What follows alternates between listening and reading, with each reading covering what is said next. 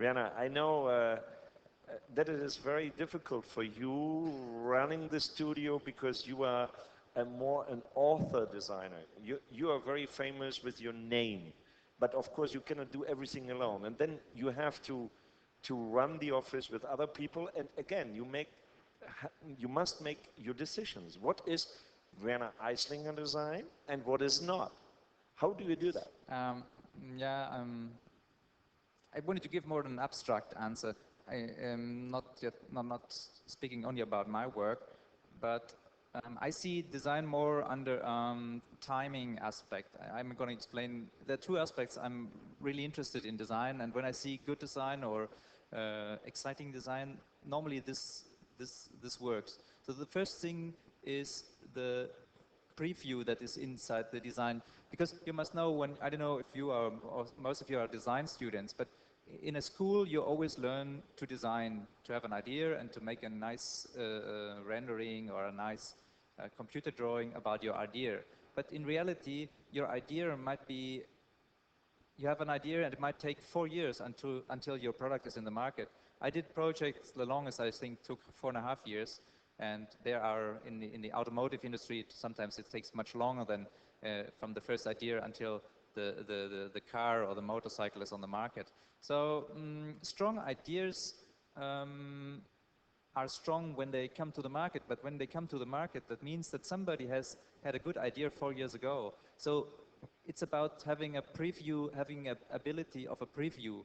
So because the process, okay, sometimes the process is half a year or 1 year or 1.5 years, it's different, but the question is that designers, they cannot get their ideas from the mainstream, not from the product world that is actually happening, because when you just take what is already there, you're always reproducing the products that are on the market. So you need to have an ability to think what comes next, what comes after this, what is already there.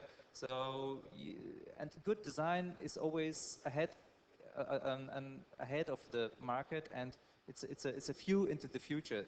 This is for me a very important thing, and very exciting design is always unbelievable innovative at the moment it comes to the market. And this doesn't happen with every project. I cannot do it with every project, but that's something I like in design, and that's my kind of target. A second thing, speaking of timing, is the half-time period of products, because there are always some very fashioned products. You like them for half a year, but then you can't see them anymore because they are too attractive or too fashioned or too I don't know, colorful. Or so good products have a long half-time period for me. So if you create something that people like 10, 20, 30 years, that's also for me an important thing. And when you see a design after some years of experience, when you are a professional, sometimes you can see and you say, this, not everything is going to be a classic, and it's difficult to make a classic design, but sometimes you see, this is exciting enough to be exciting at the moment it's coming to the market, but on the other hand, it's so, let's say, reduced and minimalistic that you can imagine to use it in 10 years' time, and that's for me, this aspect of timing is interesting.